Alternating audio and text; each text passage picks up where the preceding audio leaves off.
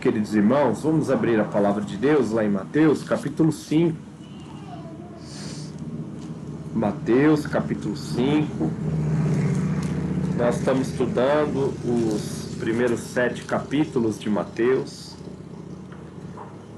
Nós já estamos no capítulo 5, versículo 21 até o 26.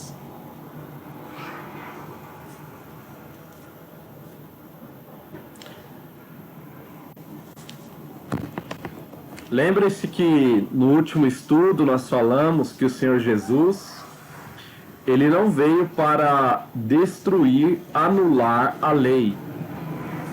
Antes, ele veio para cumprir a lei. E agora, a partir do versículo 21, nós veremos como o nosso Redentor, ele traz maior luz à lei. Porque os homens estavam obscurecendo o mandamento.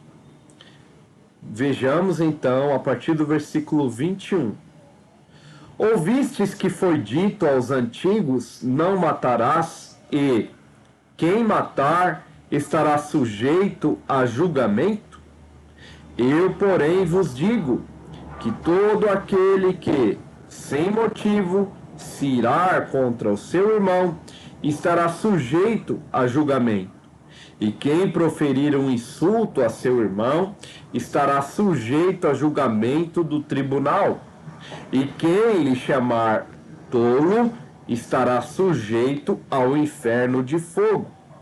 Se, pois, ao trazeres ao altar a tua oferta, ali te lembrares de que teu irmão tem alguma coisa contra ti, deixa perante o altar a tua oferta e vai primeiro reconciliar-te com teu irmão. E então, voltando, faze a tua oferta. Entra em acordo sem demora com o teu adversário, enquanto estás com ele a caminho, para que o adversário não te entregue ao juiz, o juiz ao oficial de justiça, e sejas recolhido à prisão. Em verdade te digo que não sairás dali enquanto não pagares o último centavo. Meus queridos irmãos, vamos abrir ainda a palavra de Deus em Êxodo capítulo 20, versículo 13. Êxodo capítulo 20, versículo 13.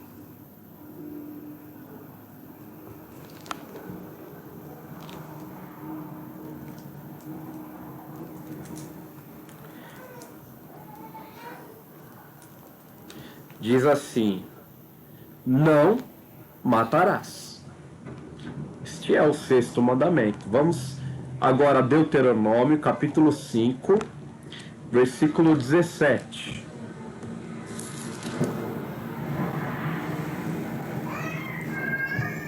Diz assim: não matarás. Então nós temos a repetição do mesmo mandamento em Êxodo capítulo 20, versículo 13, e Deuteronômio capítulo 5, versículo 17, o mesmo mandamento. Agora anotem a expressão do versículo 21 que nós vamos trabalhar hoje aqui no nosso estudo bíblico. Eu vou compartilhar com os irmãos o estudo bíblico para que vocês possam visualizar o nosso estudo. Eu vou compartilhar com vocês aqui na tela, ok? Vou compartilhar aqui. Vamos lá. Deixa eu aumentar a letra. Ok. Todos conseguem ouvir ou ver? Todos conseguem ver? Eu vou tentar aumentar um pouquinho mais. Vamos lá. Modo leitura. Vamos lá. Nós temos o texto bíblico de hoje, onde o nosso Salvador, ele ensina sobre o homicídio, né? é mais do que uma ordenança de matar, é o homicídio. Nosso Senhor está ensinando sobre o homicídio. Jesus e as tradições antibíblicas é o nosso primeiro ponto aqui.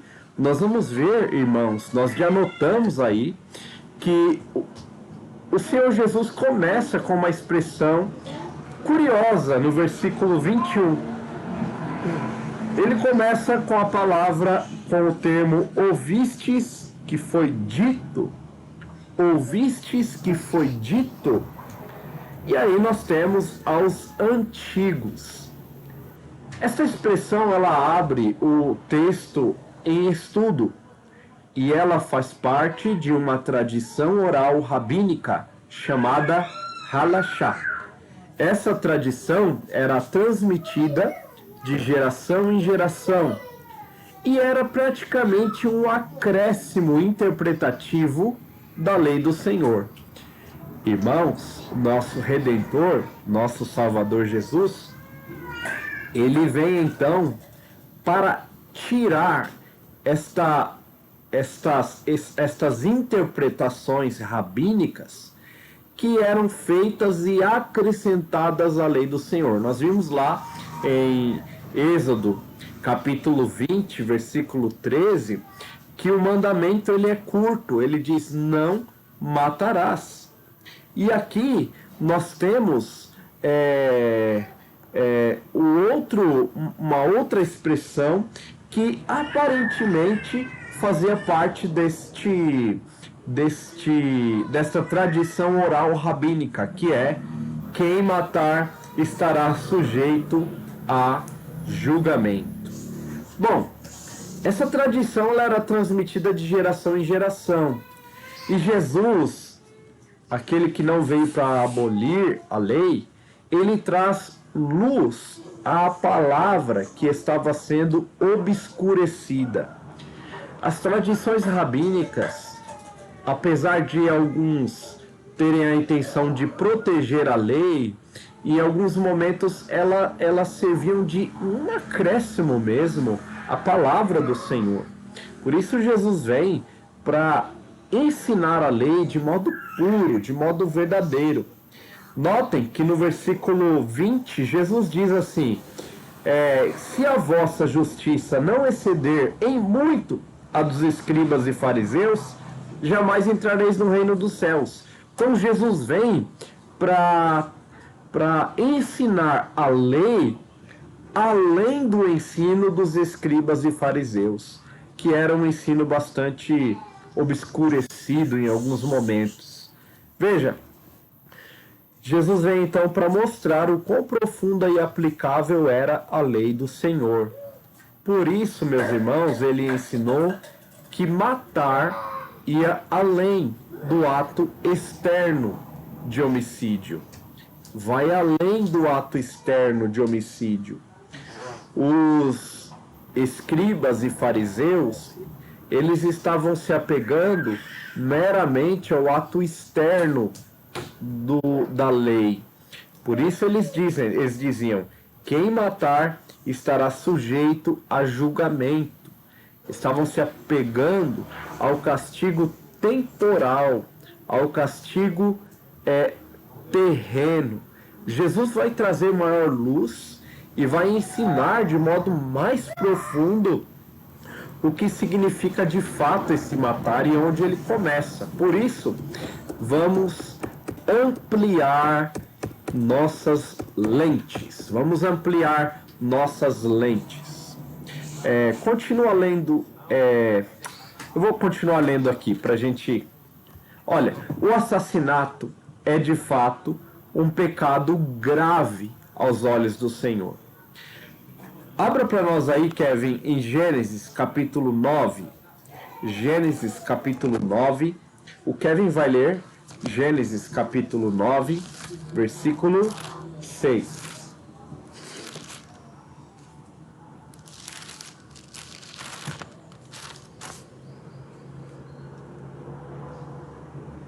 Gênesis 9, 6. Pode ler, por favor. Pronto? Por favor, isso. se alguém derramar o sangue do homem, pelo homem se derramará o seu, porque Deus fez o homem segundo a sua imagem. Olha só, o homem, ele não pode ser assassinado. Por quê? Porque Deus fez o homem à sua imagem. E aqui nós temos a inclusão, né, do que chamamos de pena de morte.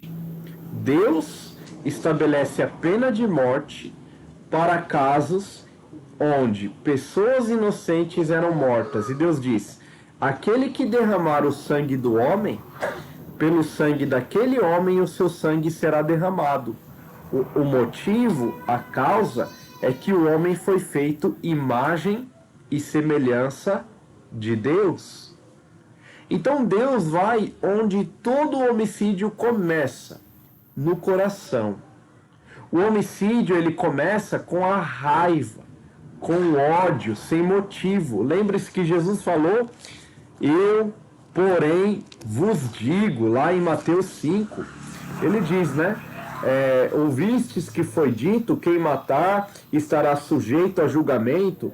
Eu, porém, vos digo. Aqui nós temos a autoridade de Jesus, como o próprio Deus, interpretando a sua palavra, aplicando a sua palavra. Ele diz que todo aquele que, sem motivo, se irar contra o seu irmão, ele estará sujeito a julgamento. E quem proferir um insulto a seu irmão estará sujeito a julgamento do tribunal. E quem lhe chamar tolo estará sujeito ao inferno de fogo. Veja que Jesus vai além do mero tribunal. Ele aplica aqui a ideia de tribunal, mas ele vai até o inferno de fogo. E ele ensina que o homicídio, ele começa com a raiva, com o ódio, sem motivo. Versículo 22. Esta raiva, este ódio sem motivo, leva a insultos verbais. No versículo 22 ainda. A pessoa que odeia, que se ira contra o seu irmão, ela passa a proferir insulto e ela passa a chamar de tolo, de alguém sem sabedoria, de nécio. E veja, irmãos, que toda esta atitude de raiva, de ira, de ódio, ela começa no coração humano. Do coração procede o ódio, do coração procede o homicídio. Por isso, Provérbios 4, 23 nos ensina que tudo que se deve guardar, guarda o coração, porque é do coração que procedem as saídas da vida. Olha só, queridos irmãos. Então, Jesus não proíbe apenas o homicídio. Não. Ele vai além. Ele diz: você não deve odiar sem motivo. Você não deve insultar verbalmente.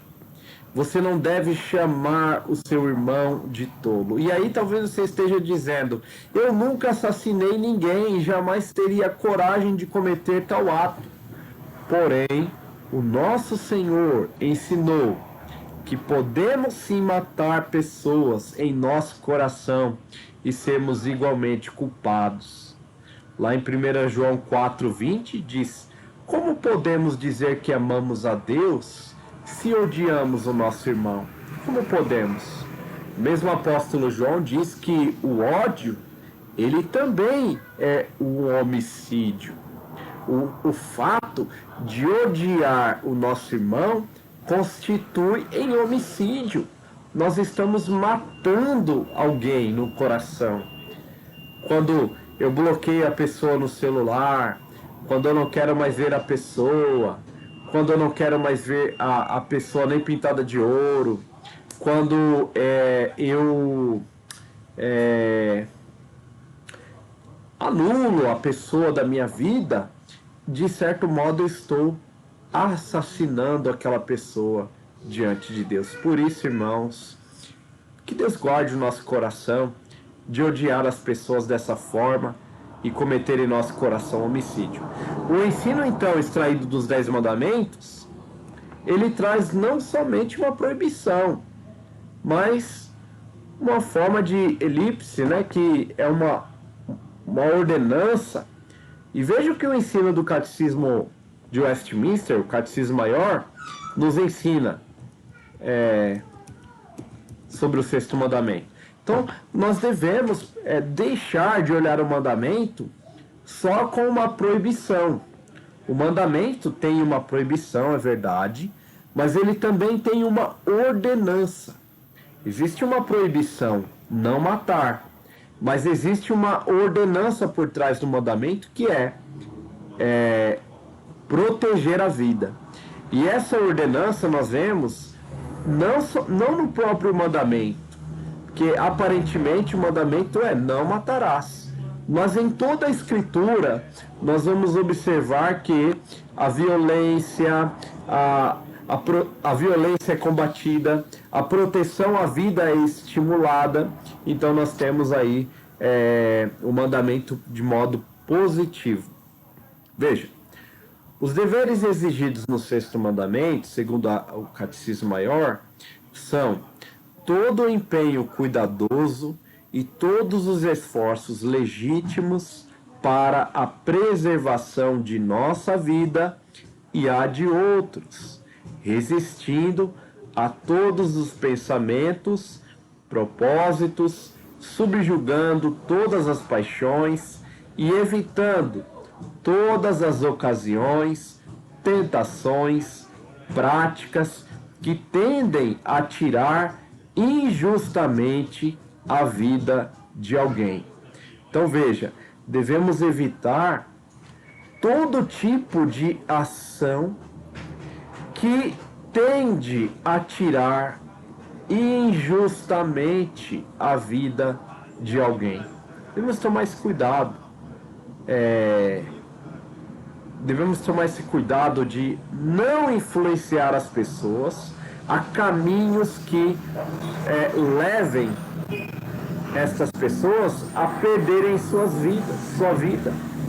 Veja, por meio de justiça, defesa dela contra a violência. É assim que protegemos a vida. Por meio de justa defesa dela contra a violência. Devemos proteger a vida. Por paciência em suportar a mão de Deus, sossego mental, alegria de espírito e uso sóbrio da comida, da bebida, remédios, sono, trabalho, recreios. Veja, irmãos, que aqui nós temos ensinos preciosos. Não vai dar para fazer uso de todo o ensino aqui da confissão, mas note que a confissão ensina que para proteger a vida, também devemos ter descanso, também devemos ter uso sóbrio da comida, da bebida, remédios, sono, trabalho. Quem trabalha demais também pode morrer, sabia? Quem come demais pode morrer. Quem bebe demais pode morrer. É uma ameaça à vida. Comer demais, beber demais, dormir demais, trabalhar demais, recrear-se demais pode ser uma ameaça à vida. Então devemos estimular a vida por pensamentos caridosos, amor, compaixão, mansidão, benignidade, bondade, palavras pacíficas, brandas, corteses, longanimidade, prontidão para se reconciliar, suportando pacientemente e perdoando as injúrias, dando bem por mal, confortando e socorrendo os aflitos e protegendo e defendendo o inocente. Talvez, querido irmão, você não esteja praticando isso que acabamos de ler. Talvez você não tenha prontidão em se reconciliar, talvez você não seja paciente e perdoador, talvez você pratique o mal como recompensa ao mal. Aqui e na Escritura nós temos o ensino de que devemos fazer o bem àqueles que praticam o mal contra nós. Então isso também é uma forma de proteger a vida, de proteger a vida de outros. Veja que o ensino de Jesus vai além, então. Ele nos ensina sobre o perdão, no versículo 23 a 26. Diz assim: Se, pois, ao trazeres ao altar a tua oferta, e ali te lembrares de que teu irmão tem alguma coisa contra ti, deixe perante o altar a tua oferta, e vai primeiro reconciliar-te com teu irmão, e então voltando, faze a tua oferta. Entre em acordo, sem demora, com o seu adversário, enquanto estás com ele a caminho, para que o adversário não te entregue ao juiz, o juiz ao oficial de justiça, e sejas recolhido à prisão. Em verdade te digo, que não sairás dali enquanto não pagares o último centavo. Nosso Senhor ensinou então, irmãos, que não devemos continuar vivendo como se nada estivesse acontecendo, enquanto estamos irados e indispostos com o nosso próximo. O ensino traz ideias religiosas de culto e ensina que antes de continuarmos a adorar a Deus, devemos ir até aquele de quem nutrimos sentimentos de raiva, de ódio, de ira, e nos reconciliar com urgência, antes que tenhamos que comparecer diante do justo juiz. Então Jesus ensina, não temam, não hajam de modo a temer o homicídio apenas por um castigo terreno, temporal. Jesus vai além, ele nos ensina que devemos agir com amor, com misericórdia, com perdão, porque um dia estaremos diante do Senhor, do reto e justo juiz. Do reto e justo juiz. Então, o perdão, ele é necessário para que qualquer relacionamento, principalmente o relacionamento cristão dentro da igreja, dentro da comunidade, ele é extremamente necessário. Não devemos continuar cultuando a Deus, adorando e servindo a Deus, enquanto estivermos com mágoa e rancor de nossos irmãos. Não. Se estivermos com raiva, com rancor de nossos irmãos, nós somos assassinos diante de Deus. Estamos agindo de modo violento, de modo ímpio, agindo contra a vida do nosso irmão diante de Deus. E o ódio dentro da igreja, ele gera divisão, ele gera desunião, ele gera discórdia. Devemos, antes disso, amar e perdoar uns aos outros. Colossenses capítulo 3, versículo 13, nos ensina essa prática do perdão. E eu vou ler para os irmãos. Colossenses 3:13.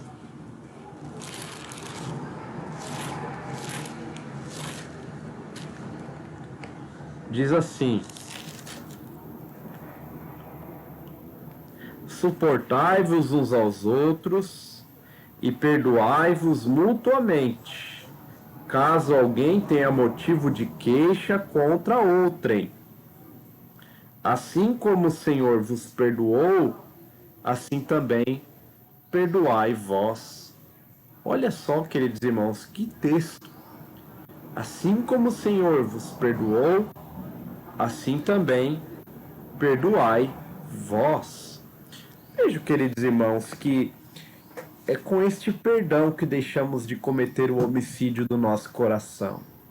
Por vezes, o homicídio é claro em palavras, quando nós dizemos assim: para mim tal pessoa morreu, para mim aquela pessoa morreu. Isso é um homicídio declarado. Homicídio declarado. E isso fazemos porque não temos a disposição de perdoar. Para mim, tal pessoa morreu. Para mim, o que tal pessoa fez, fez com que eu a anulasse da minha vida, excluísse. Querido irmão, talvez se você tenha dito alguma coisa desse tipo, siga o que o Senhor Jesus ensinou aqui. Deixe a sua oferta sobre o altar, se reconcilie com o seu irmão, antes que você tenha que prestar contas ao reto e justo juiz. Pratique o perdão, pratique o amor bíblico. Certamente, isso edificará muito a sua vida e a sua vida em comunhão com os seus irmãos, seja com o seu parente, seja com quem for. O perdão é de fato um bálsamo para a nossa alma. Que Deus abençoe a vida dos irmãos. Amém. Eu vou deixar que os irmãos façam alguma pergunta, caso vocês tenham alguma.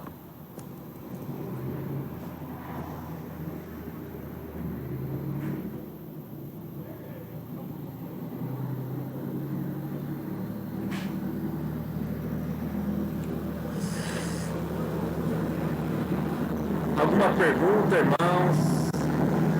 Alguma colocação, quem tiver, pode fazer.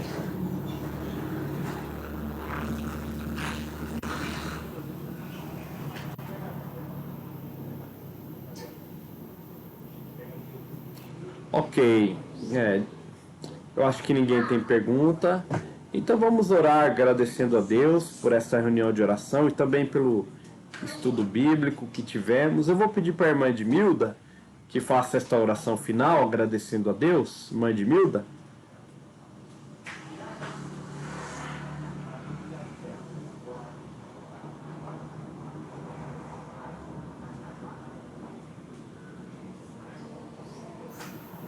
Santo Deus, Pai Santo, Pai querido, Pai amado, obrigada, Senhor, por mais essa oportunidade de poder estar aprendendo mais um pouco de Ti, Senhor. Obrigada, Senhor Deus, pelos nossos irmãos que está presente aqui. Obrigado pela vida do pastor, que se dispôs e está estudando para passar para nós. Obrigado, Senhor Deus, por esse dia, por essa noite. Obrigada, Senhor Deus, por cada ato dessa reunião. Obrigada, Senhor Deus, porque o Senhor é bom, porque a sua misericórdia dura para sempre nas nossas vidas. Porque nós devemos perdoar nossos irmãos, nós devemos estar pronto a poder estar falando contigo, Senhor Deus, e guardando, né, o nosso coração, tirando toda a mágoa, todo o ódio, nós possamos ter o coração limpo, coração regenerado, nós possamos estar prontos, Senhor Deus, para um dia estar na Tua presença, meu Pai. Louvado seja o Seu santo nome, porque o Senhor é bom, porque nós precisamos estar em comunhão com nossos irmãos cada dia mais e mais, Senhor Deus. Obrigado, meu Pai, por essa noite. Fica conosco, Deus. Dá uma noite de sono tranquilo e reparador. E que nós possamos logo no domingo nos encontrarmos novamente para estar em comunhão uns com os outros e nos aprender mais de Ti, Senhor Deus, na nossa escola dominical. Obrigado, meu Pai, é o que eu te peço, com perdão dos nossos pecados, em nome do Senhor Jesus Cristo. Amém. Amém, Senhor. Amém. Meus irmãos, que Deus abençoe a vida de vocês e dê um restante de noite restaurador. Deus abençoe.